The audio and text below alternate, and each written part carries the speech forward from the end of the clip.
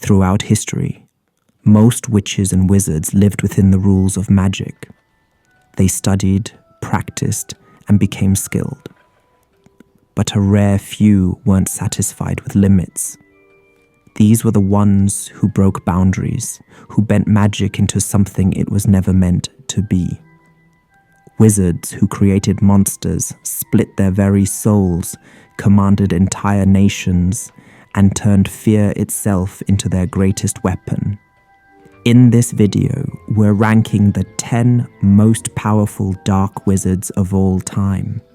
Each of them left scars on history that can still be felt today. And if you enjoy long Harry Potter rankings, then make sure to subscribe, so you'll always have something to listen to when you go to bed. So let's begin our countdown, starting with number 10. The Gaunt family was poor, violent, and bitter. They lived in a falling-apart shack on the edge of a village called Little Hangleton, and most people who met them didn't see much more than angry, unpleasant neighbors. But behind the shouting and the broken walls, the Gaunts carried something that made them far more important than they appeared. They were the last living descendants of Salazar Slytherin, one of the 4 founders of Hogwarts. This connection gave them 2 things that set them apart. First, they could speak Parseltongue, the rare snake language that most wizards found disturbing. Second, they owned treasures that had been passed down from Slytherin himself. A golden locket and a ring with a black stone. These items weren't just family keepsakes. They were proof of the Gaunts' pure-blood heritage, and Marvolo Gaunt, the head of the family, showed them off like trophies whenever he felt the need to prove he was better than everyone else. The strange truth is that while the Gaunts themselves never achieved greatness, their legacy changed the entire wizarding world. From this family came Tom Marvolo Riddle, who would grow into Lord Voldemort. Without the Gaunts, Voldemort would not have had Slytherin's bloodline, the ability to speak Parseltongue, or even the artifacts he later turned into Horcruxes. Their power was not in what they did, but in what they left behind, a cursed inheritance that gave rise to the darkest wizard of modern times. The Gaunts were obsessed with their ancestry. To them, being direct descendants of Salazar Slytherin meant everything. They clung to this fact, even as their house fell apart, and their lives became smaller and meaner. Marvolo Gaunt, in particular, never missed a chance to remind anyone who came near that his family was not only pure blood, but linked to one of the greatest and most feared wizards in history. This bloodline came with something very rare, the ability to speak Parseltongue, the language of snakes. While Marvolo himself was not a powerful wizard in terms of dueling or invention, being able to communicate with serpents was still a dangerous skill. Parseltongue was strongly connected with dark magic, and very few witches or wizards ever possessed it. To most, it was a sign of power and fear. Marvolo and his son Morfin used this ability casually, as if it was proof of their superiority. They spoke it in their home, often in front of ministry officials or unlucky visitors, almost daring others to be unsettled. The irony is that while Marvolo never turned this gift into real influence, it lived on in his bloodline. His grandson, Tom Riddle, inherited it. And unlike Marvolo, Tom made full use of it. Voldemort would one day command snakes, including the giant serpent Nagini, with absolute control. He would even use Parseltongue to open the Chamber of Secrets, unleashing the basilisk hidden there by Salazar Slytherin himself. So even though Marvolo Gaunt was not powerful in his own right, his gift of Parseltongue is an example of how strength can pass down a family line. In his hands it was wasted, but in Voldemort's hands, it became a weapon that terrified an entire generation of wizards. The Gaunts' lives were as violent as their reputations. Marvolo ruled his tiny household with anger and pride, and both his son Morfinn and his daughter Merope suffered under it. He often bragged about the family's heritage, but at the same time treated those closest to him with cruelty. One day his temper brought trouble to the door.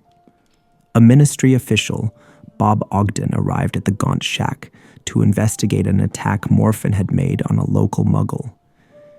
Instead of cooperating, Marvolo exploded with insults and threats. He showed Ogden the locket and the ring as if they were weapons, shouting about his bloodline, as though that gave him the right to do as he pleased. The ministry wasn't impressed. Before the day was out, both Marvolo and Morfinn were arrested. Marvolo received a 6-month sentence in Azkaban, and Morfinn was given 3 years. It was a humiliating moment. The proud heir of Salazar Slytherin, reduced to a common criminal, dragged away in chains. What this episode revealed was not hidden power, but wasted potential.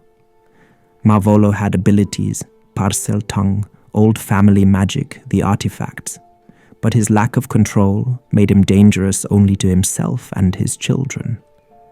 Still, that same stubborn pride, the refusal to bend or show weakness, is the same trait that would later shine far brighter and darker in his grandson Voldemort. When Marvolo and Morfinn were sent to Azkaban, the household suddenly became quiet. That left Merope Gaunt, the daughter who had always lived in the shadow of her father's abuse. Freed from Marvolo's constant shouting, she finally had the chance to act on her own. Nearby lived a wealthy Muggle family, the Riddles. Their son, Tom Riddle Sr., was handsome, confident, and completely out of reach for someone like Merope. Yet she used the only advantage she had: magic. She gave Tom a love potion, tricking him into believing he wanted her, and the two ran away together. For the Gaunt family, obsessed with blood purity, this was almost unthinkable. The last of Slytherin's line tying herself to a Muggle. But the potion's effect didn't last. When Merope became pregnant, she stopped using it, perhaps hoping Tom had grown to love her for real. He hadn't. He abandoned her, leaving her with nothing. Desperate, she sold the Gaunt family's treasured locket to Borgin and Burkes for just 10 galleons. A pitiful sum for something so valuable. Soon after, she gave birth to a son in London and died in poverty. That child was Tom Marvolo Riddle. While Merope's life ended in misery, her choice set everything in motion. She passed on Slytherin's bloodline and gave her son the middle name of her father, Marvolo. In him, the family's power finally found someone who would not waste it, but sharpen it into something the wizarding world had never seen before. The Gaunt family may have been poor, but their treasures gave them weight far beyond their circumstances. Marvolo carried 2 heirlooms that linked directly back to Salazar Slytherin. One was the Gaunt ring, a simple gold band set with a black stone. The other was Slytherin's locket, a heavy golden piece engraved with a serpent. For Marvolo, these items weren't just jewelry, they were his proof. Proof that his family still carried the blood of Slytherin. Proof that, in his eyes, they were above others, no matter how shabby their lives looked from the outside. He wore them and showed them off constantly, throwing them in the face of anyone who dared question him. Morfinn inherited the same obsession. He valued the family relics almost as highly as he valued his ability to speak Parseltongue. To the Gaunts, these artifacts were a kind of power, a reminder that they were tied to something ancient and feared. They didn't use them to achieve greatness, but they held onto them with the same stubborn pride that defined the family. Merope's story shows the other side of this legacy. she didn't see the treasures as holy or untouchable. When she was abandoned and alone, she sold Slytherin's locket for a handful of galleons, showing how far the family had fallen from its grand beginnings. That single act marked the real end of the Gaunt line's pride. In the end, the three Gaunts never turned their artifacts into real power for themselves. But the fact that they preserved them for centuries gave those objects their chance to shape the future. The ring and the locket outlived their owners, silent reminders that even broken families can carry dangerous legacies. After Marvolo died, the Gaunt shack grew even more silent. Only Morfinn remained there, muttering in Parseltongue to the snakes he kept around the yard, living in the same dirt and decay as always. He had inherited his father's violent temper, but none of the sense to control it. By this point, Morfinn's magic was wild, cruel, and wasted. He lashed out at muggles who came too close and bragged about his abilities to anyone unlucky enough to wander near. This reckless behavior eventually brought disaster. When the wealthy Riddle family in the village was found murdered in their own home, the ministry traced the crime back to Morfinn. His wand carried the magical signature of the killing curse.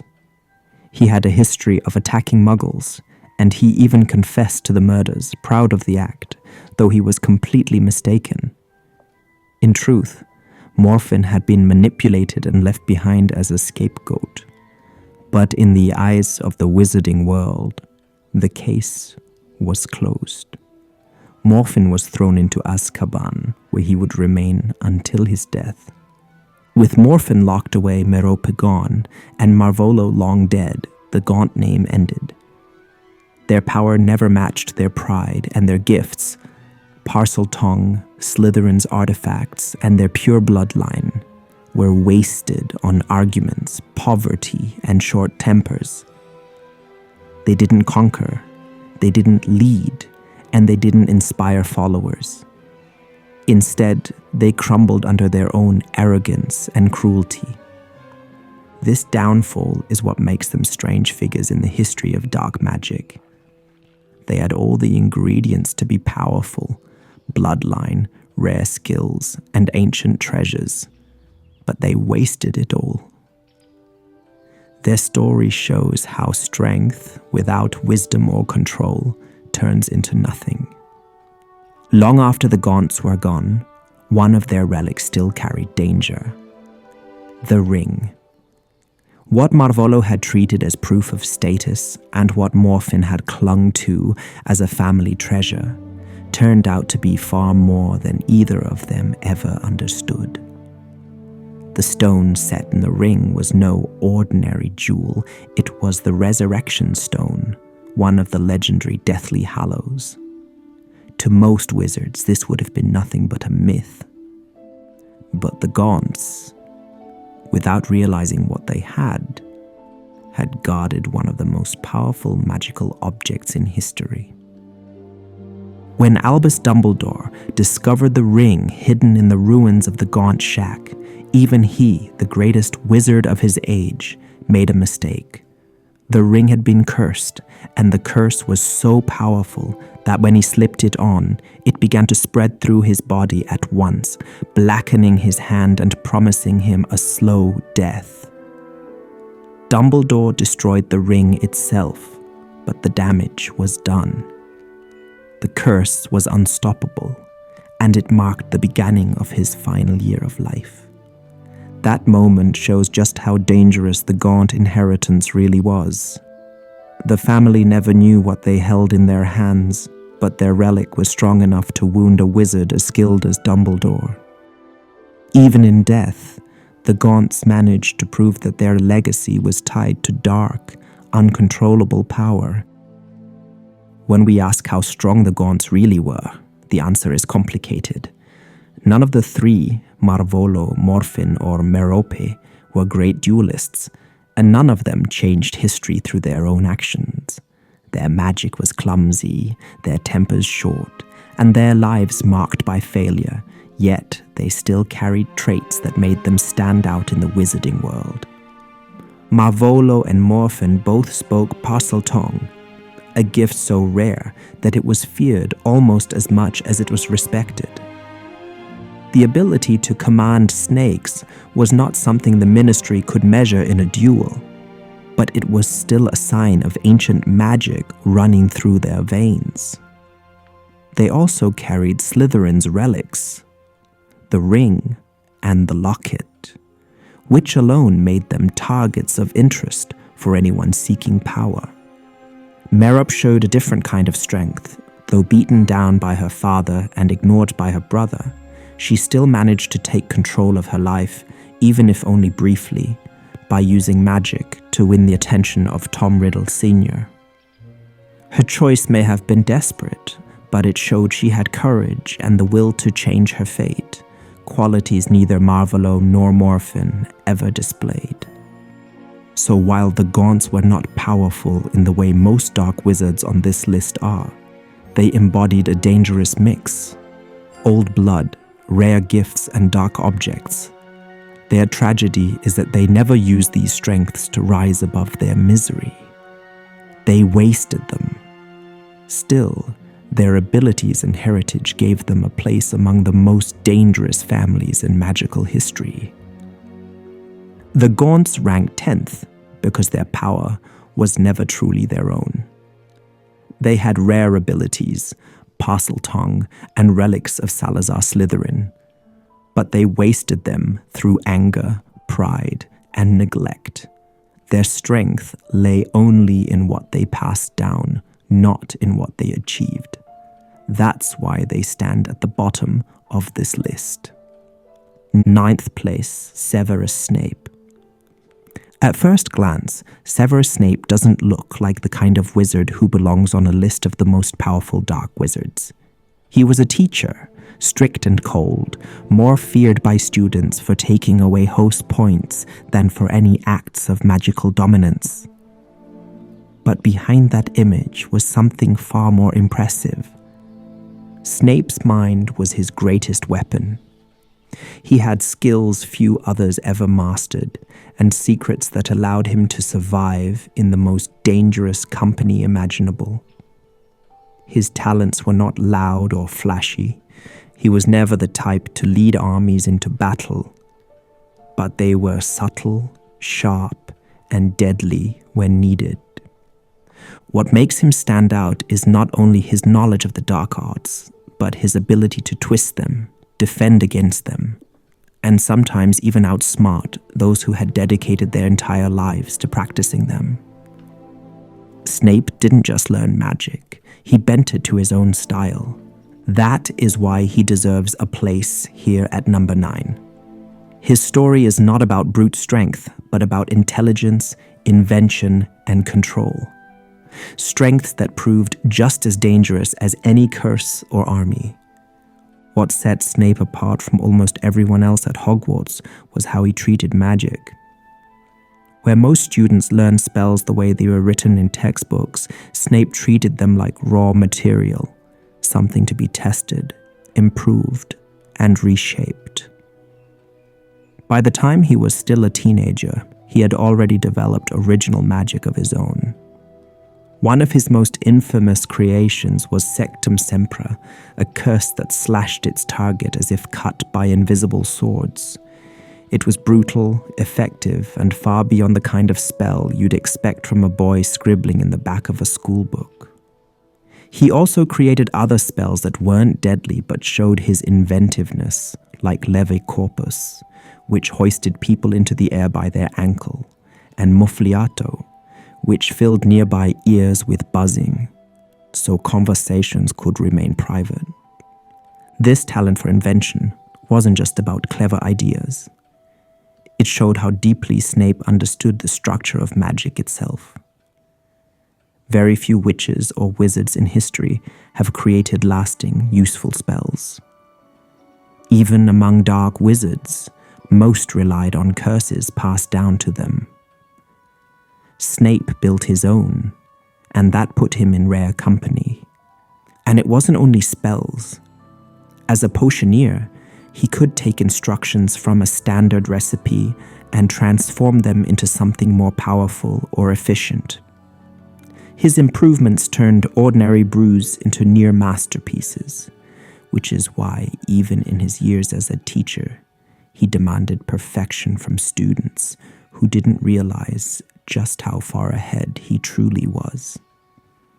This mastery of both dark magic and the art of defense against it is what made Snape such a dangerous figure. He didn't just practice the dark arts, he studied them, took them apart, and put them back together in ways that made them more effective than before. That ability to understand and reshape magic is where his real power lay. After leaving Hogwarts, Snape stepped fully into the world of the dark arts. He became a Death Eater, drawn into Voldemort's circle through his talent and his ambition. Here, his knowledge was not just admired but valued. Snape provided curses, hexes, and potions that strengthened the Dark Lord's cause. Among Voldemort's followers, he gained a reputation for precision and reliability, someone who could be trusted with dangerous magic. But Snape's life changed with one choice. In his loyalty to Voldemort, he passed on a piece of prophecy overheard at the Hogshead Inn. Words that hinted at a child who could defeat the Dark Lord. Voldemort's decision to act on that prophecy led him to target the Potters. When Snape realized Lily Potter, the girl he had loved since childhood, was in danger, he panicked. He begged Voldemort to spare her. Voldemort refused. This is when Snape made a move that defined the rest of his life. He went to Dumbledore. Broken by guilt and desperate to save Lily, he pledged himself to Dumbledore's side, offering his skills and his loyalty in exchange for her protection. When Lily was killed anyway, Snape's fate was sealed. He remained loyal to Dumbledore, not out of love for the light, but out of devotion to Lily's memory. From then on, he walked a path that no one else could have survived. To Voldemort and the Death Eaters, he was still a trusted servant, skilled in the dark arts and valuable in battle. To Dumbledore, he was a spy who fed information at enormous personal risk. Keeping up this act meant Snape had to deceive the greatest Legilimens alive, and he managed it for years without being exposed. Living this double life required a kind of power beyond spellcasting. It demanded absolute control of words, of actions, even of emotions. Few could have carried the weight of that deception. Snape did it every day, while standing just inches from the most terrifying wizard of his age. If there is one ability that shows why Snape belongs on this list, it is occlumency. This is the rare skill of closing your mind, building walls so strong that even the sharpest Legilimens cannot see your thoughts. In simple terms, it's lying with your entire being. Snape was one of the best occlumens in history. He had to be. He stood face to face with Voldemort, who could tear into the minds of his followers whenever he wished, and still kept his own secrets hidden. That kind of control goes beyond talent. It's discipline, practiced until every thought, every flicker of emotion can be masked instantly. It wasn't just defense either. Snape knew Legilimency well enough to read others when he wanted. He could spot lies, weaknesses, or doubts with a single look. This was one reason he was such a frightening teacher. He seemed to know what students were thinking before they even spoke. The combination of occlumency and Legilimency made him almost untouchable in the world of spies and schemers. While other Death Eaters lived in fear of Voldemort's gaze, Snape played a different game. He showed the Dark Lord exactly what he wanted him to see and nothing more. He was walking through fire daily, and somehow he never burned. This is power in a form many overlook. It doesn't throw curses across a battlefield or summon storms of fire, but it can change the course of a war. In Snape's case, it allowed him to serve as the most important double agent in the fight against Voldemort, and to survive long enough to shape the outcome. Snape's dueling style was the opposite of flashy. He didn't waste time with big movements or dramatic spells. He fought with speed, precision, and an almost unnerving calm. While many wizards relied on shouting incantations, Snape preferred non-verbal casting, silent, quick, and impossible for opponents to predict. During the Battle of the Astronomy Tower, he cut down enemies with single, decisive spells, moving as if he were simply completing tasks rather than fighting for his life. Against multiple opponents, he relied on perfect timing and efficiency, blocking curses at the very last second and striking back before anyone could react. Even against Harry, who tried desperately to attack him with everything he knew, Snape never lost control. He deflected spells, corrected Harry's technique mid-fight with biting sarcasm, and ended the confrontation without breaking a sweat. It was like watching a professional play with an amateur. Not because Harry lacked courage, but because Snape's skill was on a different level. His strength as a fighter wasn't about overwhelming power, but about absolute command. He knew when to defend, when to strike, and when to disappear. In a duel, Snape was like a blade, sharp, fast, and dangerous in close quarters. When most people think of Snape at Hogwarts, they picture the harsh potions master who sneered at Gryffindors and seemed to take joy in making students miserable. But behind the sarcasm and cold exterior, there was another layer. Snape used his position to quietly shape generations of witches and wizards, while carrying out roles far larger than any ordinary teacher. As a potions master, his talent was unmatched. He could brew complex mixtures with ease, correct mistakes in seconds, and improve on centuries-old recipes. Students rarely appreciated this, but it showed the kind of skill that only true masters of the craft possessed. Later, when he finally achieved his long-sought role as defense against the dark arts professor, he revealed his deep knowledge of curses and counter-curses. For the first time, students got a glimpse of just how powerful he really was. Then came the darkest period of the school's history, when Snape became headmaster under Voldemort's control. To the outside world, it looked as though he had fully embraced the Dark Lord's cause. He oversaw the school with Death Eaters at his side and allowed cruel punishments against students. Yet in reality, he was still working for Dumbledore's plan, protecting children in small, hidden ways and making sure Harry Potter could continue the fight. It took an incredible amount of strength to play that role. Every day he had to act the villain, hated by students and staff alike, while secretly ensuring Hogwarts remained a place that could one day resist Voldemort. Few wizards could have held that balance. Snape did it, and he carried the weight of it in silence. Snape's story reached its end during the Battle of Hogwarts. Voldemort, convinced that the Elder Wand could only serve him fully if its previous master was dead, turned on the man who had stood at his side for years.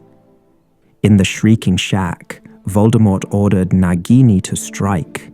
Snape was left fatally wounded, not by an enemy in battle, but by the Dark Lord he had risked everything to deceive. Even in his last moments, Snape thought of the mission he had carried for so long. He gave Harry his memories, the truth he had hidden behind a mask of cruelty for years.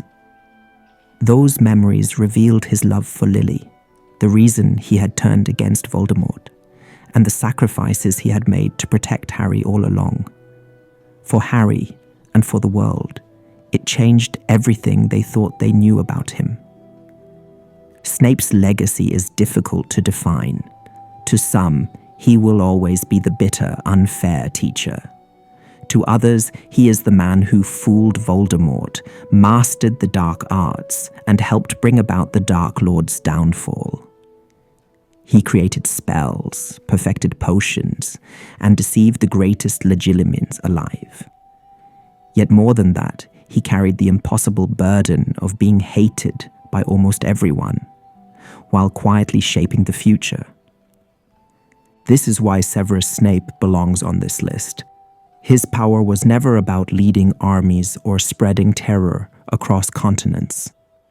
It was about control, intelligence, and the ability to play the most dangerous game in the wizarding world and win even if it cost him his life. At number 9, he represents a different kind of dark wizard, one whose mastery of the dark arts served not for conquest, but for survival, deception, and ultimately, redemption. 8th place, Emeric the Evil. Emeric the Evil lived in the late Middle Ages, and even then his name carried fear. He was a dark wizard whose power showed itself in duels, violent, destructive, and always memorable. Stories about him spread quickly, and before long, Emeric was less a name and more a warning. What we know for certain is that he gained a reputation for cruelty and for forcing his will on others through raw magical strength. In a time when wizarding law was weaker and disputes were often settled one-to-one, Emeric stood out as someone you didn't want to face. This is why he remains remembered hundreds of years later. He didn't build a kingdom or inspire followers, but his skill in battle was enough to write him into wizarding history as one of the most dangerous dark wizards of his age. Emeric's rise was simple. He fought, he won, and he made sure everyone knew it. In the Britain of the late 1300s and early 1400s, wizarding authority wasn't as organized as it would later become. Local disputes were often handled by whichever witch or wizard was strongest, and in this kind of world, Emeric thrived. He developed a reputation as a duelist who didn't just defeat his opponents, but humiliated them.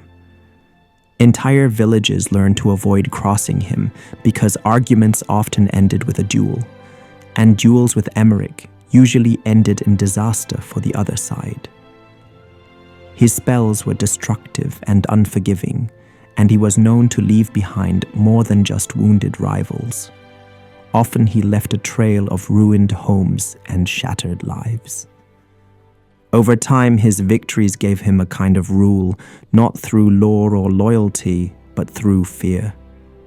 Wizards who might have stood against him kept quiet, and common folk whispered his name as though saying it too loudly might summon him. He became a shadow hanging over parts of the countryside, not a ruler on a throne, but a threat that was just as effective. For all his cruelty, this was Emeric's power. He bent communities to his will without followers or armies, just by making people too afraid to resist. Every dark wizard who rules by fear eventually meets someone willing to challenge them. For Emeric, that opponent was Egbert the Egregious, a wizard remembered for his own ruthless style. The two were destined to clash. Egbert wanted to prove himself, and Emeric couldn't resist putting down a rival.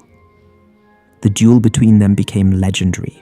Accounts say it shook the countryside, with curses so powerful that even witches and wizards miles away felt the aftershocks.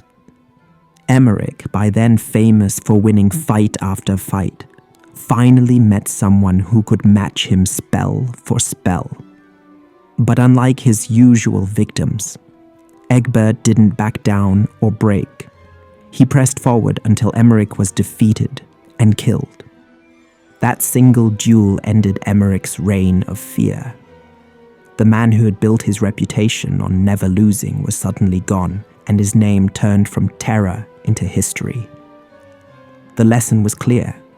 Even the most feared dark wizard could be brought down when another with equal power rose to face him. Emeric earns the 8th spot because of the way he used raw magical strength to dominate his time. He wasn't a thinker, he wasn't a builder.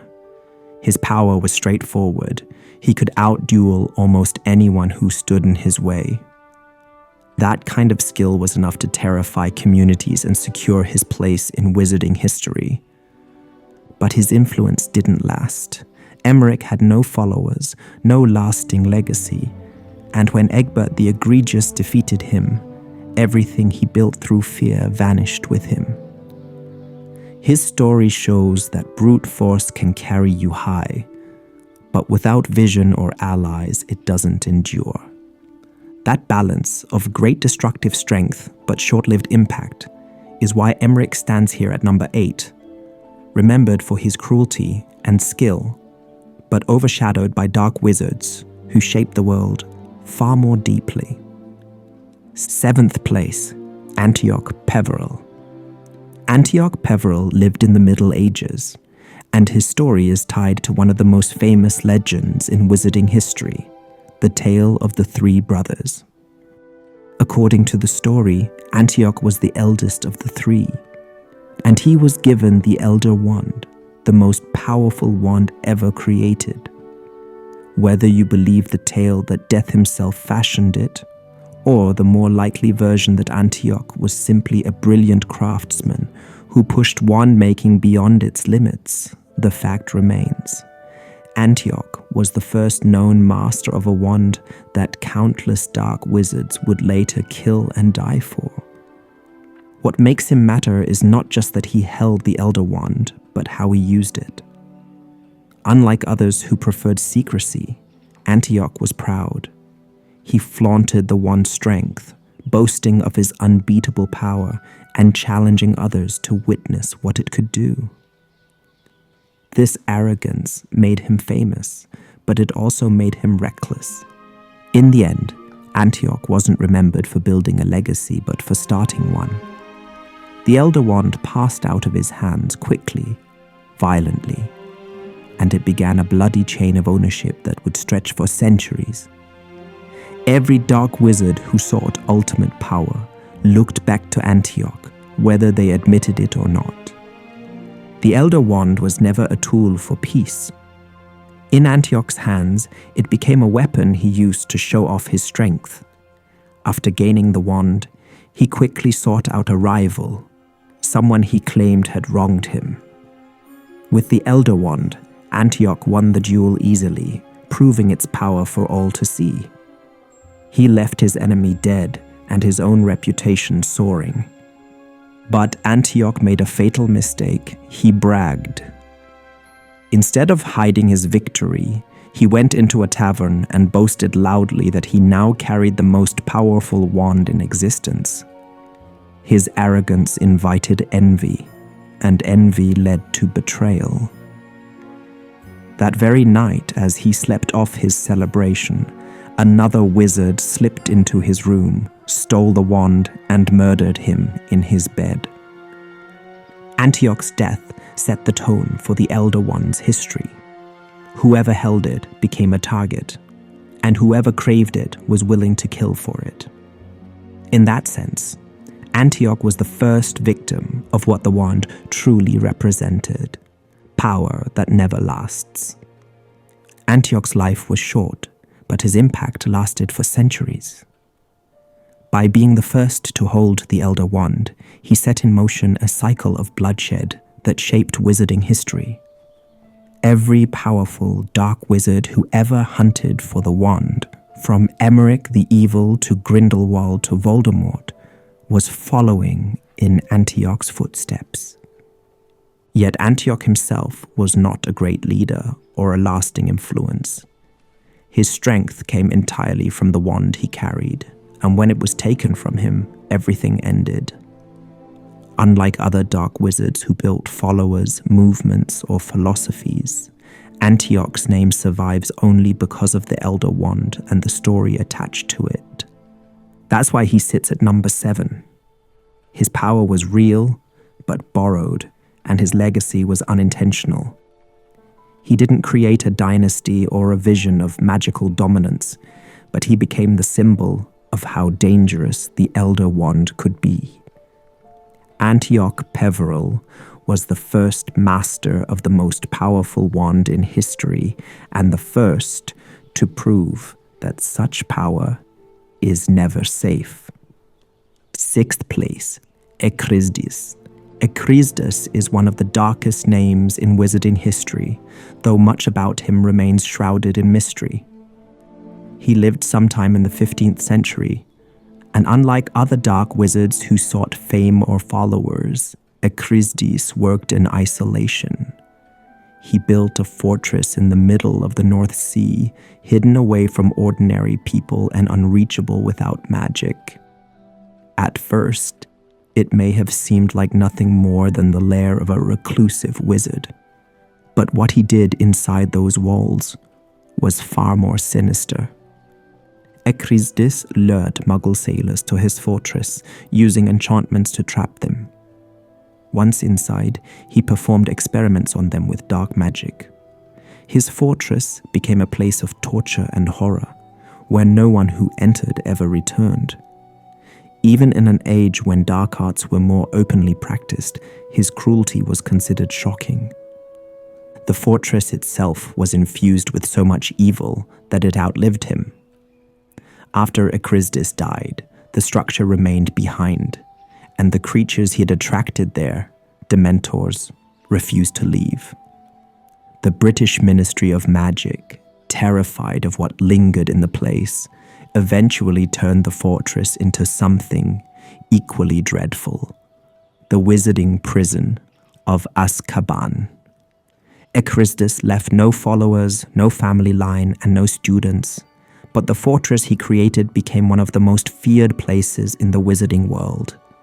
That alone secures his place as one of the most dangerous dark wizards in history. The most terrifying part of Ecrizdis' legacy wasn't just the fortress he built, but the creatures that made it their home. During his lifetime, the fortress was filled with Dementors, beings that feed on fear and despair. It's likely Ecrizdis used them as guards or even as tools in his experiments. Where other wizards avoided Dementors at all costs, he embraced them, and in doing so created a place so steeped in misery that the creatures never left. Even after his death, the Dementors clung to the ruins, drawn to the darkness he had spread there. Centuries later, when the Ministry of Magic discovered the fortress, they realized they couldn't drive the Dementors away. Instead, they chose to use the horror that Ecrizdis had left behind. They turned his fortress into Azkaban, reasoning that if Dementors couldn't be destroyed, they could at least be made to guard prisoners. This decision gave Ecrizdis' work a twisted kind of immortality. Every witch and wizard who has ever shuddered at the name Azkaban has felt his influence.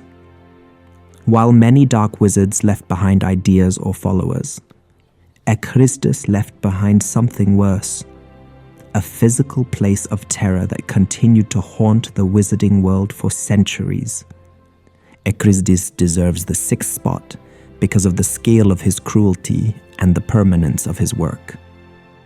Unlike Marvolo Gaunt or Antioch Peveril, whose influence came through bloodlines or a single legendary object, Ecrizdis created something tangible: a fortress of suffering that shaped wizarding history long after his death. His power wasn't about dueling skill or leading armies. It was his mastery of the darkest branches of magic and his willingness to use them without restraint.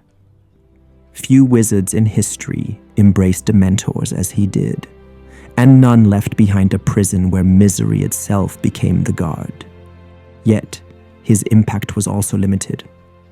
He worked alone, left no followers, and his name is remembered more for Azkaban than for his own deeds.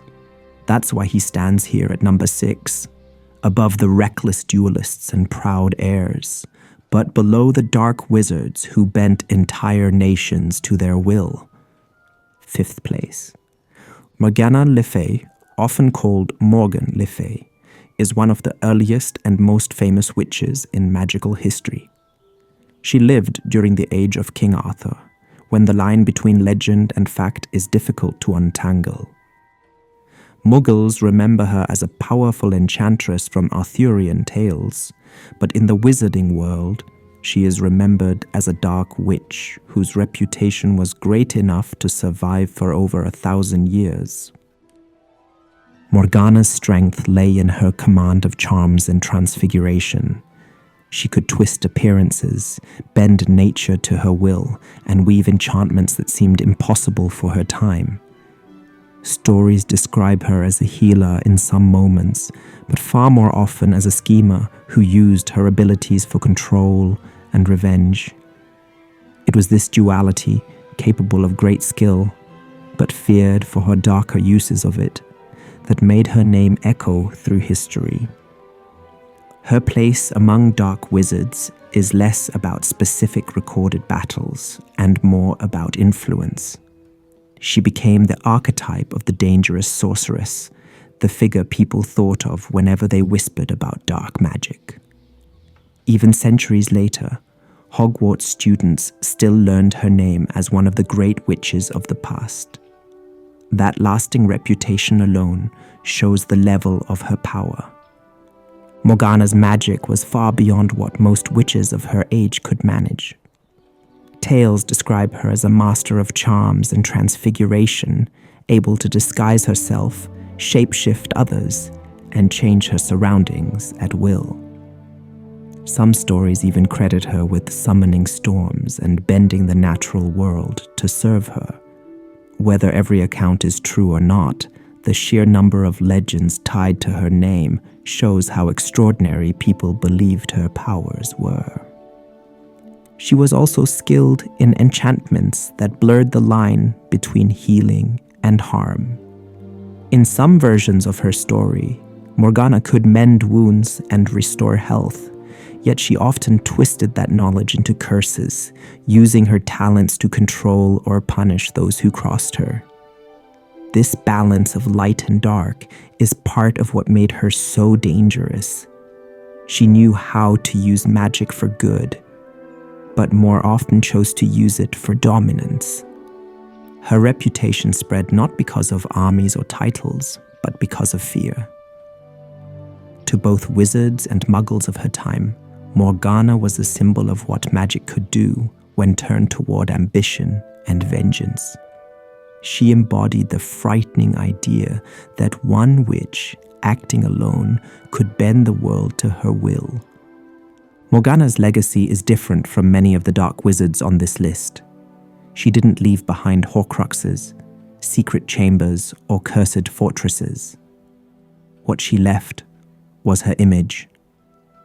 For over 1,000 years, her name has stood as the model of the dangerous enchantress, a witch whose brilliance was matched only by her willingness to use it for control and manipulation.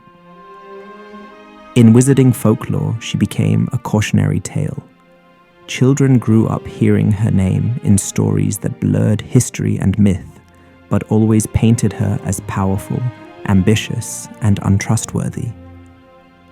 Even centuries later, Hogwarts textbooks listed her among the greatest witches of all time, proof that her influence still mattered in the world of education as much as in legend. She ranks 5th because her power wasn't limited to her own lifetime. Morgana shaped how generations thought about witches and dark magic. She may not have ruled a kingdom or raised an army, but her legend has lasted longer than almost any other, keeping her alive in memory as one of the most feared and fascinating figures in magical history. 4th place, Salazar Slytherin. Salazar Slytherin was one of the 4 founders of Hogwarts School of Witchcraft and Wizardry, and unlike the other 3, his legacy was built on division. While Godric Gryffindor prized courage, Helga Hufflepuff valued loyalty, and Rowena Ravenclaw sought wisdom, Slytherin's focus was blood. He believed that magical education should be limited to witches and wizards of pure magical descent. To him, Muggleborns were unworthy of Hogwarts and a threat to the wizarding world. This philosophy set him apart and eventually set him against his fellow founders. But even before their split, Slytherin had already established himself as a wizard of terrifying skill. He was a master of Parseltongue, the rare snake language passed down through his line, and his command of dark magic went further than any of the other founders dared. Where Gryffindor valued bravery, Slytherin valued cunning, and he lived that ideal, building a reputation as a wizard who achieved power not just through spells, but through manipulation and careful planning. Slytherin belongs here because he represents the beginning of so much dark history. The Chamber of Secrets, the Basilisk, the philosophy of blood purity. These were his creations, and they survived for centuries. He was not simply a founder of a school. He was the father of an idea that shaped the entire future of dark wizardry. Salazar Slytherin's power went beyond the ordinary magic of his time. Among the 4 founders, he was widely regarded as one of the most talented wizards alive, and what set him apart was his gift of Parseltongue, the ability to speak with snakes.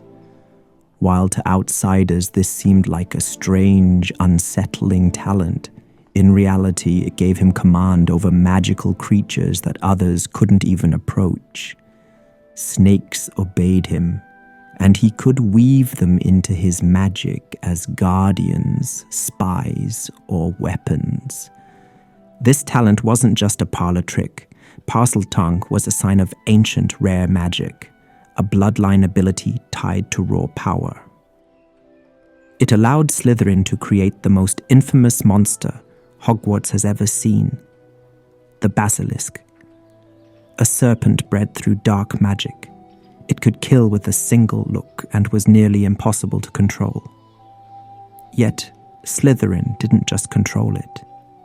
He bound it to the school itself, hiding it deep within the Chamber of Secrets until the time came when it could be unleashed. That act alone demonstrates how comfortable he was with magic that even most dark wizards would have feared to attempt. Beyond his work with serpents, Slytherin was known for his skill in legilimency, the art of reading minds. Combined with his cunning nature, this made him a dangerous figure in any argument or negotiation. Those who stood against him at Hogwarts weren't just debating a colleague. They were facing someone who might already know their doubts and fears before they even spoke.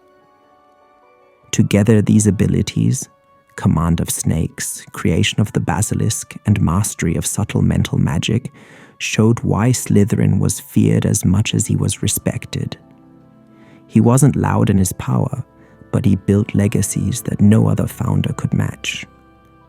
The Chamber of Secrets is perhaps Salazar Slytherin's greatest and most chilling achievement. While the other founders built Hogwarts to be a safe place for magical children, Slytherin built a secret chamber beneath it with a very different purpose. Hidden deep within the foundations of the castle, accessible only to a Parselmouth, the chamber housed the basilisk he had created. This was not an accident or a side project. It was part of his plan. Slytherin believed Hogwarts should be reserved for pure-blood wizards. He saw Muggle-born students as unworthy, even dangerous, and the basilisk was meant to be his weapon against them. By sealing it in the chamber, He ensured that one day a true heir of his bloodline could open it again and continue his mission. His fellow founders, of course, opposed this thinking. Godric Gryffindor, in particular, clashed with him fiercely, arguing that talent and character mattered more than blood. These disagreements grew so heated that eventually Slytherin left Hogwarts altogether. He abandoned the school he had helped build, but not before leaving behind his secret chamber, waiting like a time bomb for centuries to come. This departure cemented his place in history. While Gryffindor left behind a sword and Hufflepuff a cup, Slytherin left behind a weapon. His philosophy, combined with his cunning and his dark creations, meant that even in absence, his presence remained in Hogwarts' walls, ready to resurface when the world least expected it. Salazar Slytherin may have left Hogwarts, but he didn't vanish from history. His legacy lived on through his descendants, carrying his philosophy and his abilities into future centuries. The most direct line was the Gaunt family, who clung to their claim of Slytherin blood even as they fell into poverty and isolation. From them came Parseltongue, the treasured heirlooms of Slytherin, and the same obsession with pure blood superiority that Salazar himself had preached. For the wizarding world, this meant his ideas never died. The Gaunts preserved them for generations, and eventually those ideas resurfaced in the most infamous dark wizard of all time, Lord Voldemort. While Voldemort himself is not the subject here, his rise was only possible because Slytherin had planted the seeds, the bloodline, the serpent language, and the Chamber of Secrets itself. But the legacy was not only in family. Slytherin also left his mark on the culture of Hogwarts. The house that bears his name became home to students who valued ambition, cunning, and resourcefulness. Many of them went on to do great things, and not always for good. From the very beginning, Slytherin House carried the founders' reputation for elitism, secrecy, and a willingness to embrace the darker sides of magic. So while the other founders gave Hogwarts ideals of bravery, loyalty, and wisdom, Slytherin gave it ambition. Ambition that could inspire greatness, but also open the door to darkness. That is his true legacy, a philosophy that outlived him, a bloodline that carried his abilities, and a house that still reflects his influence to this day. Salazar Slytherin takes the 4th spot because his influence stretches across the entire history of the wizarding world. Unlike Emeric the Evil or Antioch Peverell, whose power burned brightly but briefly, Slytherin built legacies that lasted 1,000 years. The Chamber of Secrets, the Basilisk, the philosophy of blood purity, and the very culture of Slytherin House. All of these shaped generations long after he was gone. In terms of magical ability, he was easily among the greatest wizards of his age. His mastery of Parseltongue and his creation of the Basilisk placed him in a category far beyond ordinary spellcasters. He could bend magical creatures to his will, practice legilimency to read minds, and weave enchantments so powerful they remained hidden for centuries. Very few wizards in history left behind magic that endured so long and so dangerously. Yet, he ranks below the top 3 because his direct actions were limited. He did not conquer nations like Grindelwald, nor did he pioneer the darkest magical rituals like Herpo the Foul. His strength lay more in vision, and in leaving behind the tools and ideas that others would later use. That is why Salazar Slytherin sits firmly at number 4, a founder whose brilliance and dark ambition planted the roots of many of the greatest threats the wizarding world would ever face. 3rd place, Herpo the Foul. Long before Hogwarts was built, before Slytherin ever whispered to a snake, there was Herpo the Foul. He lived in ancient Greece, and nearly every record of him marks him as the first truly infamous dark wizard in history.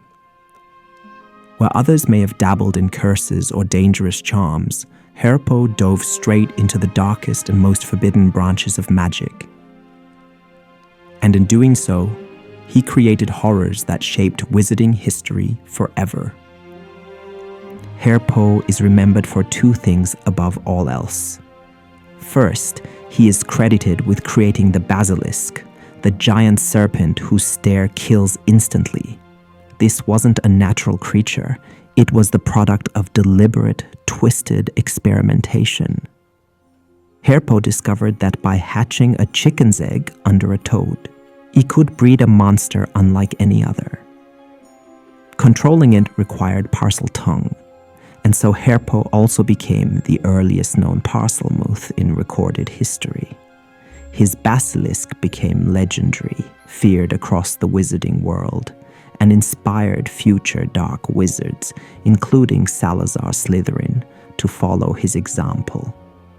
Second, and perhaps even darker, Herpo is said to have been the first wizard to create a Horcrux. He tore his soul apart and hid a fragment inside an object to anchor himself to life, performing one of the foulest rituals known to magic. Many dark wizards studied death and immortality, but Herpo was the one who crossed the line first. Even though he only created a single Horcrux, it was enough to cement his reputation as the originator of the darkest art of all. What makes Herpo stand out is that he didn't just practice dark magic. He invented it. He was a pioneer of horror, opening doors that most witches and wizards would never dare touch. The creatures he created and the spells he perfected became tools that others would copy centuries later. If dark magic has a family tree, Herpo the Foul sits at its root. Herpo's experiments were as cruel as they were groundbreaking. Most wizards of his time used magic for survival or protection, but Herpo used it to twist life itself. His most infamous achievement was the creation of the basilisk, a creature so dangerous that even centuries later, its name was enough to terrify witches and wizards. The process was unnatural. Herpo discovered that if a chicken's egg was hatched beneath a toad, the result was a serpent of immense size and power. This wasn't just a snake, it was a monster. A basilisk's gaze could kill instantly. Its venom was one of the deadliest substances in existence, and its lifespan stretched for centuries. Controlling such a beast required Parseltongue, and Herpo's ability to speak the snake language suggests he was one of the very first wizards to carry that gift. But Herpo's basilisk wasn't simply a weapon. It was a symbol of how far he was willing to go. Wizards of his time already considered experimenting on living creatures dangerous, but Herpo deliberately sought to break natural laws and bend life into something it was never meant to be. His basilisk became legendary, inspiring later dark wizards like Salazar Slytherin to create their own. The Chamber of Secrets and its monstrous guardian trace directly back to Herpo's work in ancient Greece. The legacy of the basilisk proves his power. Few wizards in history created something so deadly that it lived on as both a legend and a very real threat.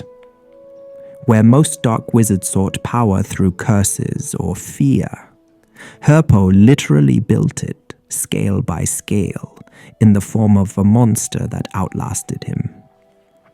If the basilisk made Herpo feared, his work on immortality made him infamous. Ancient sources credit him as the first wizard ever to create a Horcrux. Splitting one's soul to bind it into an object was considered unthinkable, even in his time. but Herpo pushed past every moral and magical barrier to achieve it. The process was brutal. It required the deliberate act of murder to tear the soul apart. Herpo not only committed the act, but also perfected the ritual necessary to trap part of himself inside a chosen object. This meant that even if his body was destroyed, a fragment of him would remain, tethered to the world. It was a twisted form of survival, not true immortality, but a guarantee that death would not come easily. Unlike Voldemort centuries later, Herpo is said to have created only a single Horcrux. Even so, that one act changed magical history. It proved the dark theory possible, and it left behind knowledge that other wizards would one day seek out. His work transformed the Horcrux from whispered myth into reality. Herpo's obsession with defeating death shows the core of his nature. He wasn't content with power in life. He wanted power beyond life. He believed that fear could be made permanent if his existence itself became permanent. And while his experiments didn't grant him eternal life, they gave future dark wizards the path to try. This is why Herpo's name still lingers like a curse in magical history.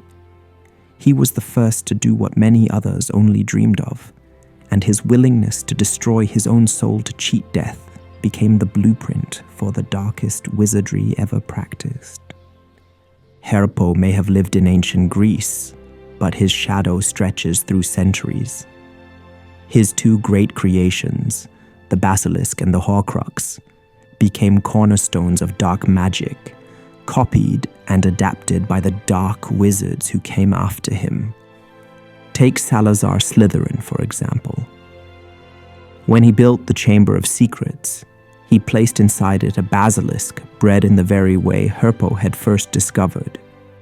Slytherin may have had his own brilliance, but the very idea of weaponizing a serpent of such scale came directly from Herpo's legacy. Every death caused by that basilisk at Hogwarts can be traced back to the twisted imagination of Herpo the Foul. Then there are Horcruxes. Though few dared to follow in his footsteps, the knowledge that they could be made changed everything. Wizards whispered about the possibility for generations, but it was only when Voldemort took the idea further, splitting his soul into not one but multiple Horcruxes, that the true danger of Herpo's discovery was realized. Without Herpo proving it possible, Voldemort's path to immortality might never have existed. Even wizards who didn't imitate him were shaped by him. Herpo became a warning, proof of how far the dark arts could go and how horrifying the results could be.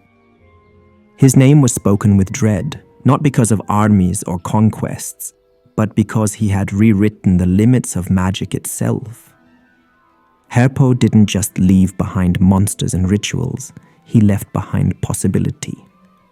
The possibility that magic could twist life, death, and even the soul itself. That influence alone secures his place near the very top of this list. Herpo the Foul stands at number 3 because he wasn't just a dark wizard. He was the first. He invented horrors that others only dared to copy centuries later. The basilisk was his creation, a monster that could live for centuries and kill with a glance. The Horcrux was his idea, a ritual that shattered the soul and gave dark wizards a path to cheat death. These weren't accidents or rumors. They were deliberate, calculated breakthroughs in the darkest corners of magic. Compared to others on this list, Herpo didn't raise armies or conquer nations. But what he did was in some ways even more dangerous. He laid the foundation. Salazar Slytherin, Voldemort, and many others walked down paths Herpo had carved out long before them. Every time a basilisk struck, Every time a Horcrux was made, his shadow loomed over the act. He ranks below Grindelwald and Voldemort because his power, while groundbreaking, was solitary. He terrified through his inventions, not through control of the wider wizarding world. But being the pioneer of the darkest arts places him above nearly everyone else in history. That is why Herpo the Foul earns the third place. The wizard who proved that dark magic could be more than cruelty or ambition. It could be invention, reshaping the very laws of life and death. Second place, Gellert Grindelwald. Gellert Grindelwald was born in the late 19th century, and from a young age it was clear he was not an ordinary wizard. He attended Durmstrang Institute, a school known for its acceptance of the dark arts, where he excelled in nearly every subject. But even among students who studied curses and aggressive magic as part of their curriculum, Grindelwald stood out. He was brilliant, charming, and frighteningly ambitious. What made him different from most dark wizards before him was his vision. Grindelwald wasn't content with causing fear in a single village or dueling his way into legend. He wanted to reshape the entire wizarding world. He believed wizards should rule over muggles, not for petty cruelty, but as he put it, for the greater good. This phrase became his motto, and it showed the dangerous twist of his character. He justified conquest and domination as a noble cause. At Durmstrang, Grindelwald's experiments and extreme ideas eventually went too far, even for that school. He was expelled after nearly killing fellow students in his pursuit of magical knowledge. By then, though, he had already built a reputation for brilliance and danger. With his expulsion, Grindelwald was unleashed on the wider world, and he quickly became one of the most powerful dark wizards history had ever seen. It was during this time, as a teenager, that Grindelwald crossed paths with someone who would define his life, Albus Dumbledore. In the quiet village of Godric's Hollow, the two young men discovered a shared dream of reshaping the world. They planned to find the Deathly Hallows and use them to secure wizarding dominance. Dumbledore was captivated by Grindelwald's vision and charisma, but their partnership was brief and ended in tragedy after a duel that left Dumbledore's sister Ariana dead. From that moment, Grindelwald's path was set. While Dumbledore turned away from conquest, Grindelwald threw himself into it with all his charm, intelligence, and ruthless determination. He would go on to become not only a dark wizard, but a general, a manipulator, and, for a time, the most feared man alive. Grindelwald's strength didn't lie in a single talent. It was the terrifying combination of many. He was a master duelist, considered second only to Albus Dumbledore. In battle, he could cast spells of extraordinary force and complexity with speed and precision that few could match. Accounts describe him fighting entire groups of skilled opponents at once, overwhelming them with sheer magical ability. But Grindelwald's strength wasn't just about combat. He was also one of the greatest charmers and manipulators the wizarding world had ever seen. With words alone, he convinced thousands of witches and wizards to follow him, framing domination as a noble mission. His charisma was so powerful that even intelligent, independent thinkers believed in his vision of ruling for the greater good. This ability to win loyalty without curses or threats gave him an army unlike any other dark wizard before him. He also possessed extraordinary strategic intelligence. Grindelwald wasn't reckless. He carefully planned his moves, seizing power across Europe step by step. He built alliances, set up bases of power, and created a network of control so vast that at his peak, he dominated much of the continent. His rise showed not just magical skill, but the ability to wage an organized campaign, something no dark wizard before him had ever achieved at that scale. And then there was the Elder Wand. Grindelwald eventually became its master, adding its legendary power to his own already vast abilities. With the wand, he was nearly unbeatable, his duels ending swiftly against even the strongest resistance. Possessing one of the Deathly Hallows gave him a reputation of invincibility and only increased the loyalty of his followers. Altogether, Grindelwald's strength was terrifying because it was complete. Unmatched magical skill, brilliant strategy, the Elder Wand, and the charisma to make others carry out his vision. He didn't just fight battles. He wove politics, fear, and loyalty into a weapon sharper than any curse. That combination is why he very nearly conquered the wizarding world. The duel between Gellert Grindelwald and Albus Dumbledore in 1945 is often described as the greatest wizarding duel of all time. And it's not hard to see why. On one side, the most brilliant dark wizard the world had ever faced, wielding the Elder Wand. On the other, the one wizard whose power could match his own. What made Grindelwald so terrifying in that duel was the variety of his magic.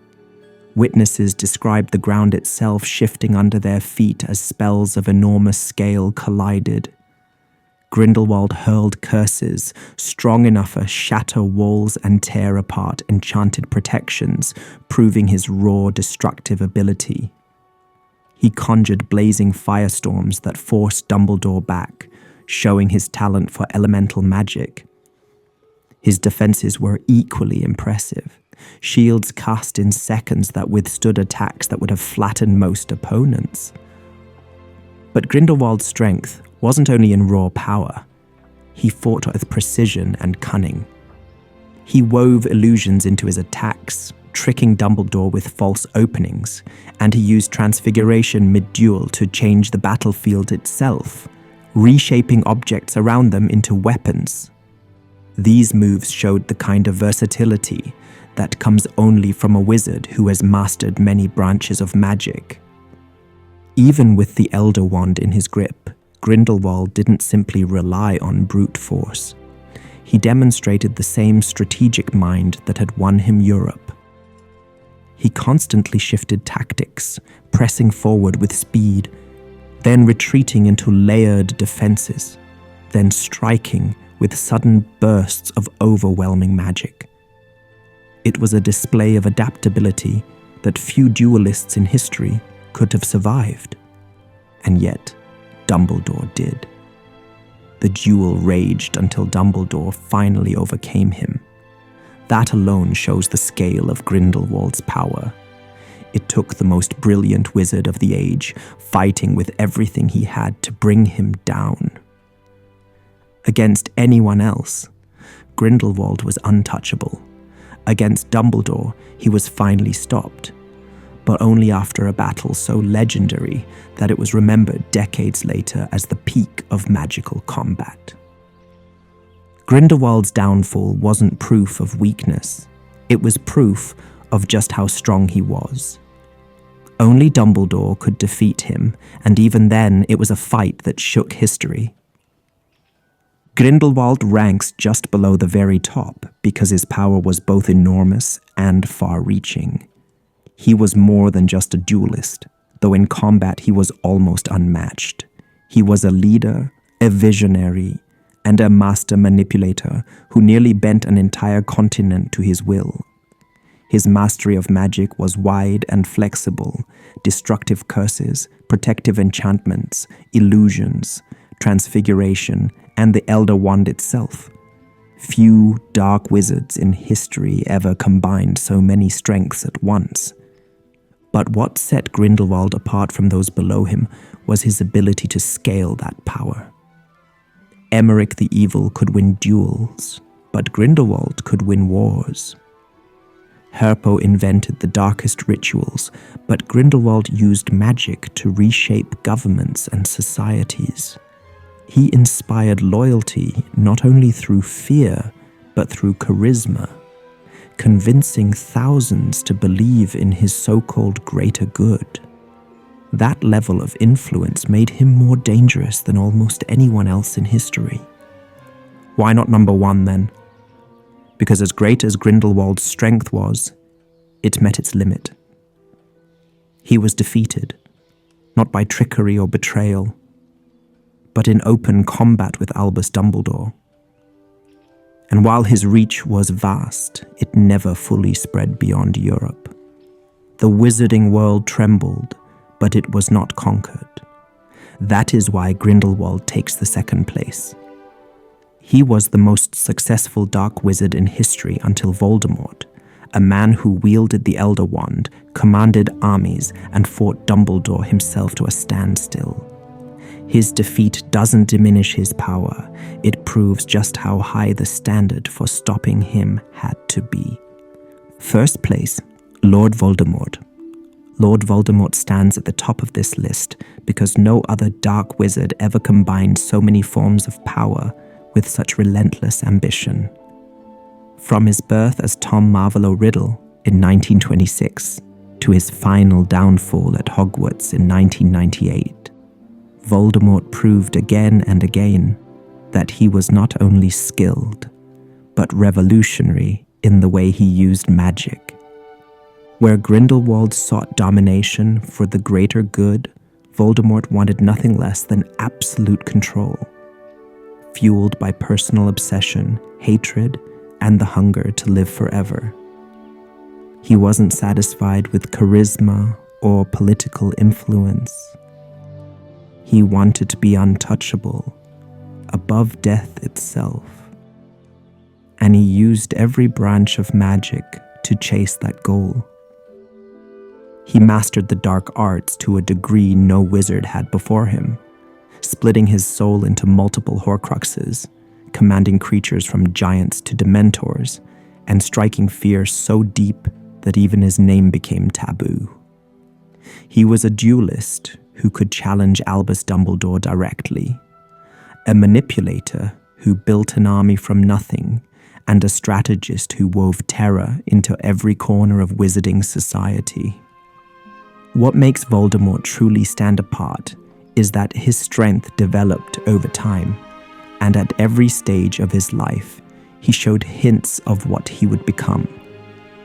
From his earliest childhood magic to the final duel with Harry Potter, he consistently displayed a mixture of talent, intelligence, and ruthless determination that no other dark wizard could equal. That is why Voldemort is remembered as the greatest dark wizard of all time. Not just because of his spells, or his Horcruxes, or his armies, but because he was all of those things at once, a complete embodiment of dark power.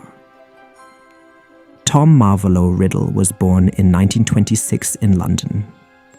His mother, Merope Gaunt, died shortly after his birth, leaving him to grow up in a Muggle orphanage. From the very beginning, he was isolated, different, and deeply aware of it. The other children feared him, though they could never explain exactly why. This was because Tom's magical talent revealed itself unusually early. Before he even knew what wizards were, he was already using magic instinctively, and in ways that showed both cruelty and control. He could make animals obey him, hurt children who bullied him, and even cause terrifying accidents that left others too scared to cross him. Unlike most magical children, who used their abilities without understanding, Tom knew what he was doing. He enjoyed it. He admitted later that he liked collecting trophies from those he had hurt. Small tokens he kept as reminders of his control over them. What stands out here is not just raw magical ability, but his willpower. Even as a boy, he displayed the same qualities that would make him Voldemort: precision, calculation, and a cold delight in power over others. Most witches and wizards only discovered their talents when they received their Hogwarts letter. Tom Riddle was already using advanced control of magic in secret before he had ever touched a wand. When Albus Dumbledore first visited the orphanage to inform him he was a wizard, Tom had already begun referring to his abilities as special powers. He wasn't shocked. He was vindicated. He saw himself as superior to the other children, and Dumbledore's visit only confirmed what he had always suspected, that he was destined for something greater. These early signs are critical to understanding why Voldemort became so powerful. His talent was natural, but it was paired with an unusual personality. He didn't fear his own magic, and he never tried to hide from it. He embraced it, sharpened it, and used it as a weapon from the very start. When Tom Riddle arrived at Hogwarts School of Witchcraft and Wizardry in 1938, his power didn't just continue to show, it exploded. From the first term, he stood out as the most talented student in his year. Professors described him as gifted, polite, and disciplined, while his classmates saw him as charming and confident.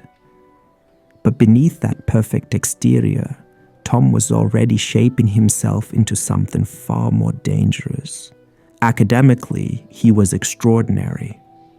He mastered spells quickly, excelling in nearly every subject. He had a gift for charms and transfiguration, and an almost instinctive talent for defense against the dark arts. In potions, he could brew at levels far beyond his peers. His ability to understand and apply magic wasn't just about memorization. He could take complex concepts and bend them to his will with ease. What truly made him stand out, however, was his leadership. By his teenage years, Tom had formed a circle of devoted followers who admired his brilliance and feared his anger. He never called them friends. He believed himself above friendship. But these students would later become the first Death Eaters. His ability to command loyalty while keeping himself untouchable showed early signs of the manipulator he would become. Perhaps the most chilling part of his time at Hogwarts was how he pursued knowledge outside of the classroom. Tom charmed teachers, gained access to restricted texts, and dug into forbidden areas of magic. He became obsessed with his heritage, tracing his bloodline back to Salazar Slytherin. When he discovered that he was the heir of Slytherin, his Parseltongue gift suddenly made sense, and he wasted no time using it. At just 16, Tom Riddle opened the Chamber of Secrets. He released the basilisk Slytherin had hidden, and through it, he caused the death of a student, Myrtle Warren, later known as Moaning Myrtle. This act of dark power was far beyond the abilities of an ordinary student. He controlled a legendary monster, kept the secret from the entire school, and even managed to frame another student, Hagrid, for the crime. By the time he graduated, Tom Riddle was more than just the brightest student Hogwarts had seen in generations. He was already a master of deception, a leader, and a wielder of dark magic. The professors who praised him had no idea how far his hunger for power would carry him. But the signs were all there: brilliance, ambition, charm, and no hesitation in using fear and death to achieve his goals.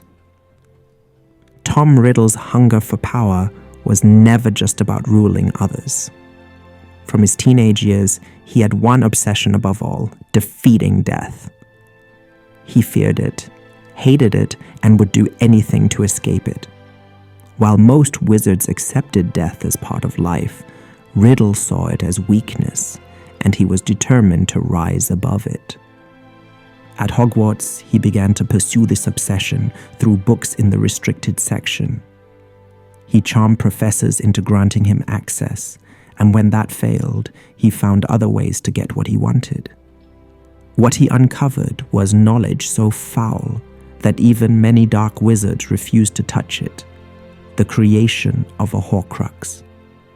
A Horcrux required not only a murder, which tears the soul apart, but a complex and horrific ritual to trap part of the soul inside an object. The result was a form of immortality, since the wizard could not truly die, while part of their soul remained in the world. The spell work was advanced and nearly impossible to achieve, but Riddle was not deterred. What makes this moment so shocking is that Riddle didn't just intend to make one Horcrux. He asked about creating multiples. This had never been attempted before. The idea alone horrified even the professors he questioned, and they refused to help him. But Riddle worked it out himself. By the time he left Hogwarts, he had already created his first Horcrux, his school diary. He used the murder of Moaning Myrtle to fuel it, binding a piece of his soul to the object. It became a weapon disguised as a simple book, one that could later possess others and even reopen the Chamber of Secrets. Over time, he would go further, splitting his soul again and again until he had 7 fragments anchored to objects of great significance: Slytherin's locket, Hufflepuff's cup, Ravenclaw's diadem, the Gaunt Ring, Nagini the serpent, and more. No wizard in history had ever torn their soul apart so many times. It left him less than human, but it made him effectively immortal. This is where Tom Riddle truly became Lord Voldemort. It wasn't just about skill in combat or mastery of curses. It was about pushing dark magic beyond what anyone had ever dared, and succeeding. His Horcruxes turned him into something unnatural, a shadow of a man who could not die. This pursuit of immortality is one of the clearest demonstrations of Voldemort's strength. It shows his knowledge of magic, his precision in carrying out rituals few would even attempt, and his complete lack of fear in tearing his very soul apart for power. Where others hesitated, Voldemort forged ahead, and in doing so, he became the closest thing to immortal the wizarding world had ever seen. While Voldemort's Horcruxes gave him unnatural endurance, his rise to dominance came through another kind of strength: his ability to bend people to his will. Tom Riddle had always been charismatic, charming when he wanted to be, and terrifying when he needed to be. As a student, he had gathered a small band of loyal followers. After leaving Hogwarts, he transformed them into something far greater: the Death Eaters. The Death Eaters were not simply servants. They were witches and wizards of real talent, ambitious, skilled, and often already feared in their own right. Many of them came from old, pure-blood families, attracted by Voldemort's philosophy of blood purity and wizarding supremacy. Others were seduced by his charisma, convinced that following him would grant them power, glory, or protection, and still others were simply too afraid to refuse. This is where Voldemort's strength as a manipulator showed most clearly. He could make people believe he was offering them exactly what they wanted, while in reality, he was only ever serving his own ends. He gave them masks, titles, and power, but at the core, they were tools. Tools he could command, punish, or discard as he pleased. At the same time, Voldemort didn't rely only on human followers. His power stretched to creatures most wizards could never dream of controlling. Giants, werewolves, and even Dementors fought at his side, drawn to him by fear, promises, or sheer dark influence. The fact that he could command beings that most of the wizarding world couldn't even communicate with is another clear sign of his extraordinary reach. By the 1970s, Voldemort's followers had become a terror across Britain. Attacks were constant, disappearances routine, and fear spread like wildfire. It wasn't just his personal power that made him so dangerous. It was that he had turned himself into a symbol. His followers fought in his name, spreading the belief that Voldemort was unstoppable. And perhaps the most chilling part? He didn't just demand loyalty, he demanded worship. His followers feared him as much as they followed him, and in the wizarding world, fear itself is power. Voldemort knew that, and he wielded it with precision, ensuring that even the whisper of his name became a weapon. This is where Voldemort's rise reached its true momentum. He wasn't just a brilliant wizard anymore, he was a leader, a general, and a dark icon who commanded both men and monsters. His personal strength was immense, but it was amplified by the army he built, an army no other dark wizard in history had matched.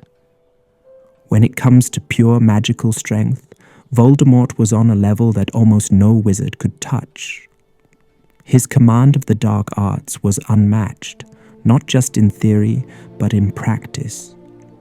He could cast spells wordlessly and wandlessly with precision, unleashing destructive curses faster than most duelists could raise a shield. In duels, Voldemort fought with a kind of elegance mixed with brutality. He didn't just throw curses at his enemies, he overwhelmed them. His signature was the killing curse, Avada Kedavra, which he cast casually, almost carelessly, as if it cost him nothing.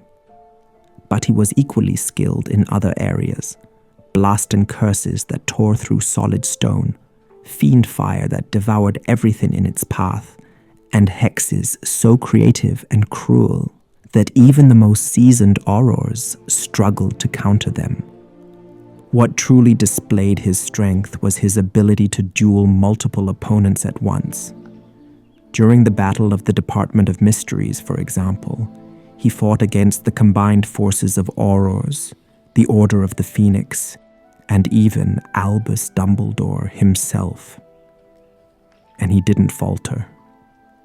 In open combat, his speed, precision, and sheer magical force made him nearly untouchable. But Voldemort's strength wasn't just about his spells. It was also about fear. He understood that fear could paralyze an enemy long before the duel began. This is why he cultivated his image so carefully. The red eyes, the snake-like features, the chilling hiss of Parseltongue. He made himself into something more than human, a figure meant to embody terror. The fact that wizards and witches refused to even say his name shows how deeply this fear worked. And then there was his ability to use the dark arts in subtle, terrifying ways. He was a master of legilimency, able to break into minds and rip secrets out without mercy. Very few could resist him. Severus Snape and Albus Dumbledore were rare exceptions. To everyone else, Voldemort was not only a physical threat, but a psychological one, capable of invading their most private thoughts. What stands out most about Voldemort's strength in the dark arts is how complete it was. Other dark wizards specialized in one area, Herpo in magical experimentation, Grindelwald in dueling and strategy. But Voldemort mastered everything: curses, hexes, enchantments, mind control, fear, and even death itself. He turned the entire dark arts into an extension of his will. By the late 1970s, Voldemort's rise had reached its peak. The wizarding world lived under a shadow so heavy that even saying his name was considered reckless. His followers, the Death Eaters, were everywhere, infiltrating the ministry, terrorizing villages, and striking fear into every level of magical society. This was the era when Voldemort was not just a dark wizard, but a force of nature, the Ministry of Magic was overwhelmed. Aurors fought desperately, but Voldemort's army grew faster than they could control it. Many witches and wizards, even powerful ones, chose silence or compliance rather than resistance. Voldemort didn't need to conquer the Ministry outright. He was already controlling it through fear and infiltration. His personal strength during this time was unmatched. When he appeared in battle, he left destruction in his wake. Aurors who trained for years to fight the dark arts were outclassed within minutes. Whole families were wiped out, either because they stood against him or because Voldemort wanted to send a message. His use of the killing curse became almost casual. To him, death was just another tool. But Voldemort's greatest strength in this war was strategy. He didn't simply rely on terror. He built a system. He created a mark, the Dark Mark, that his followers could summon him with, binding them to him both magically and psychologically. He spread fear so effectively that people began to suspect even their friends and neighbors of being Death Eaters. In that climate of mistrust, resistance became nearly impossible. Even creatures that most wizards couldn't approach fell under his command. Giants marched for him, werewolves spread terror during the full moon, and Dementors abandoned Azkaban to serve at his side. No dark wizard before had ever commanded so many different forces at once. It made him unstoppable in open war, a leader who didn't just have soldiers, but nightmares on his side. By the end of the 1970s, Voldemort was closer to absolute control than any dark wizard before him. Only the small, desperate resistance of the Order of the Phoenix, led by Albus Dumbledore, kept him from total victory. And this balance, Voldemort's unstoppable rise against Dumbledore's resistance, set the stage for the single greatest rivalry in wizarding history. If there is one measure of Voldemort's strength, it is the fact that only one wizard in the world could truly stand against him, Albus Dumbledore. Everyone else, Aurors, Ministry officials, even seasoned members of the Order of the Phoenix, was hopelessly outmatched in a direct duel. But Dumbledore was different. Their rivalry defined an entire era, and when they finally clashed, it revealed just how terrifying Voldemort's power really was.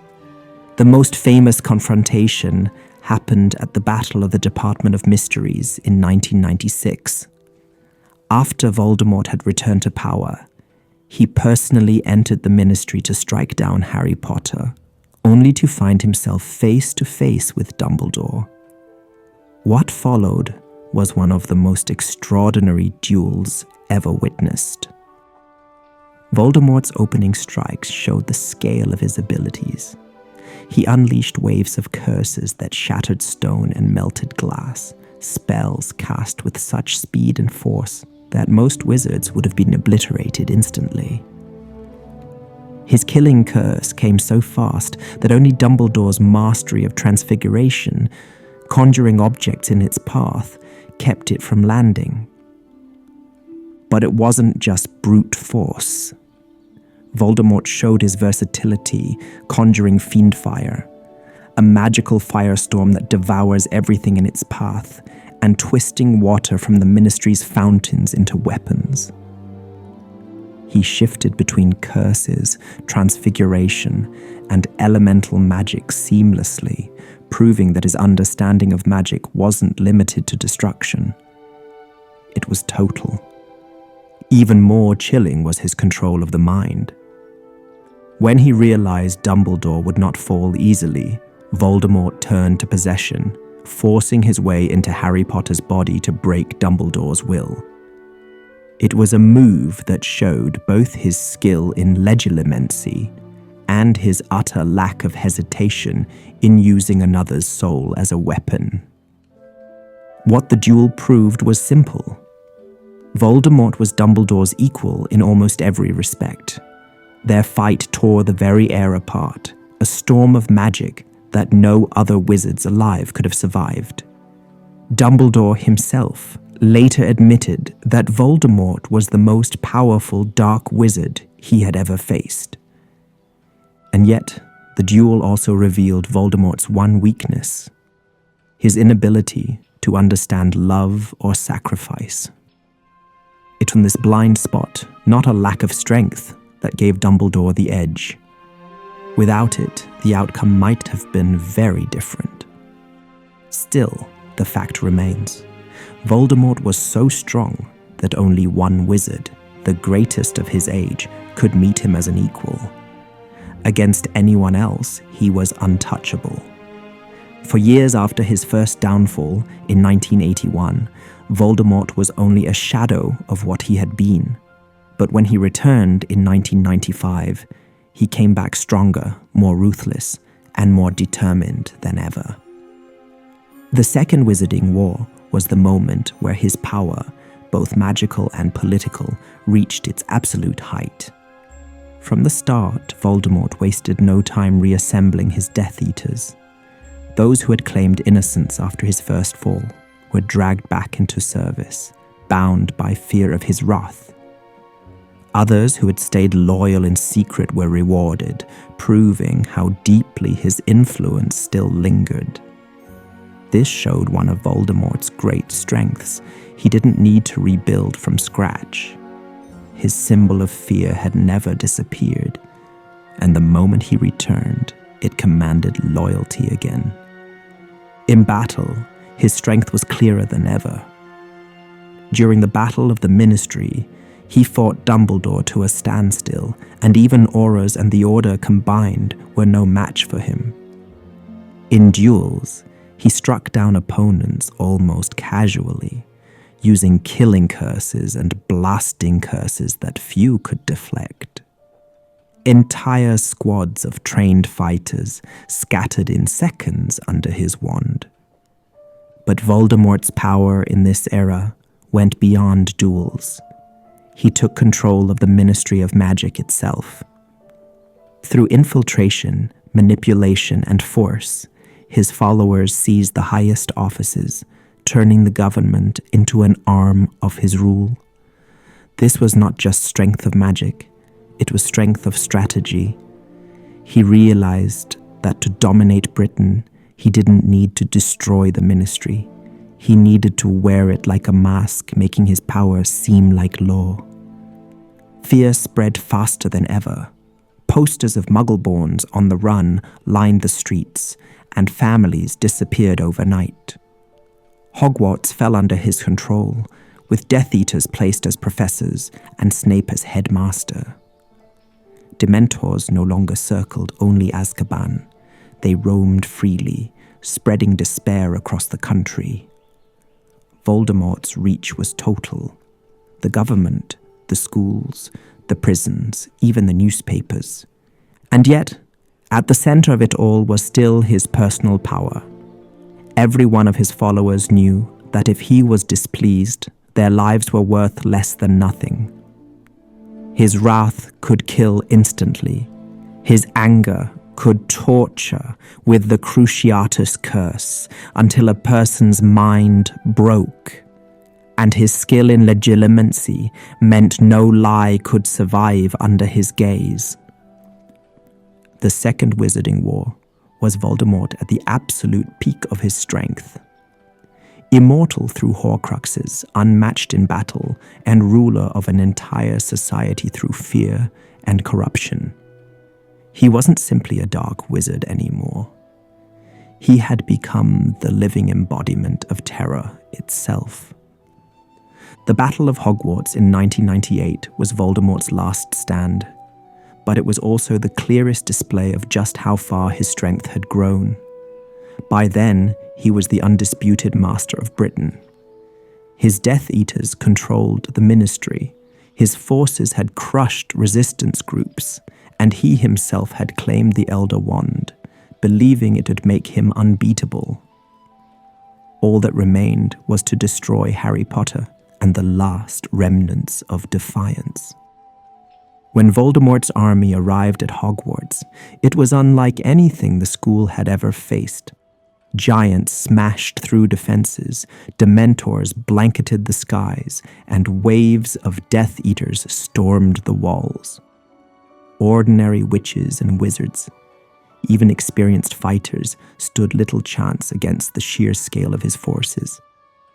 And yet, Voldemort himself remained the true threat. He did not stay back as a general. He entered the battle directly, proving again that his personal power was more terrifying than any army. Witnesses described him cutting through defenses with terrifying ease. Protective enchantments around the castle shattered under his curses. He killed without hesitation, striking down opponents as if they were nothing. His dueling was effortless, his killing curse striking as quickly as thought. Every moment of the battle reinforced the truth. No single wizard in that castle could stand against him in open combat. But Voldemort's strength also showed in his psychological warfare. He paused the battle to speak directly into the minds of everyone in the castle, offering them a choice: hand over Harry Potter or die. This was fear used as a weapon, another reminder that Voldemort didn't just fight with spells. He fought with the terror he inspired. Many nearly broke under the weight of that threat, proof of how deeply he had mastered the art of domination. Even when Harry seemed to fall in the Forbidden Forest, Voldemort demonstrated his obsession with victory. He paraded Harry's body back to the castle, using the moment to break his enemies' spirits. He wanted them to see not just death, but hopelessness, to believe resistance itself was pointless. That moment was pure Voldemort, ruthless, theatrical, and meant to crush hearts as much as bodies. And then came the final duel. Believing the Elder Wand was his, Voldemort faced Harry in the Great Hall. His spells were faster and deadlier than ever. He poured all of his hatred and mastery of the dark arts into that last fight. Even surrounded, even weakened by the destruction of his Horcruxes, he still fought as the most powerful wizard alive. It took more than courage, more than skill to defeat him. It took the collapse of the very magic he had relied on, his Horcruxes gone, his soul weakened, and his claim to the Elder Wand broken. In the end, Voldemort wasn't beaten because he lacked strength. He was beaten because his obsession with power blinded him to the truth. The Elder Wand had never truly been his. That final moment proved just how strong he had been all along. It took prophecy, sacrifice, and the unraveling of his own dark magic to bring him down. No duel alone could have done it. Voldemort takes the top spot not just because he was strong in one area, but because he was strong in all of them. Every dark wizard before him showed brilliance in a certain field. Herpo the Foul invented the Horcrux. Grindelwald nearly conquered Europe. Salazar Slytherin left behind a deadly legacy. But Voldemort combined everything into one person. Magical strength. He was a duelist who stood toe-to-toe with Albus Dumbledore, the greatest wizard of the age.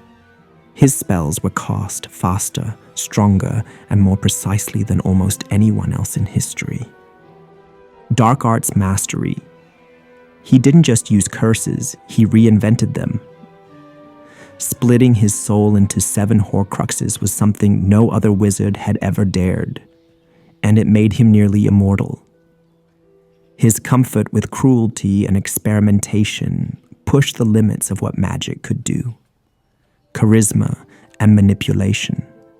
Like Grindelwald, Voldemort could gather followers, but unlike Grindelwald, he did so through fear as much as belief.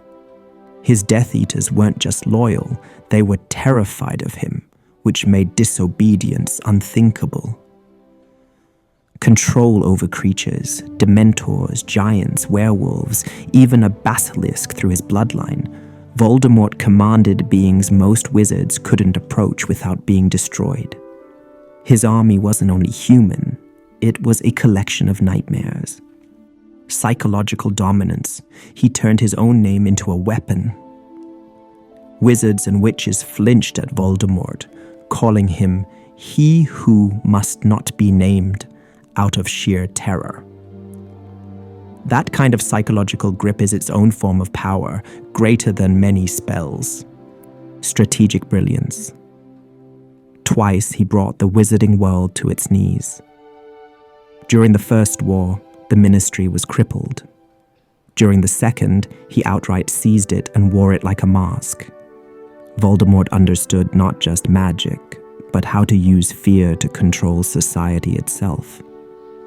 What cements him as number one is that his defeat required everything stacked against him: prophecy, sacrifice, the destruction of his Horcruxes, and the one wand he trusted turning against him. No single duel, no single wizard could have defeated him otherwise. Voldemort wasn't simply a dark wizard. He was the Dark Wizard, the most dangerous combination of talent, ambition, and ruthlessness the magical world has ever seen. His reign proved how terrifying one man could be when he refused to accept limits. And his fall proved how fragile even the greatest power becomes when it is built on fear alone. That is why he stands here at number one above all others. Voldemort was the complete embodiment of dark power and the ultimate warning of where it leads. Each figure showed us a different face of power. Some ruled through fear, others through brilliance, some through legacy, and others through invention. But what unites them all is how deeply they left their mark on history. The wizarding world was shaped, scarred, and defined by their choices.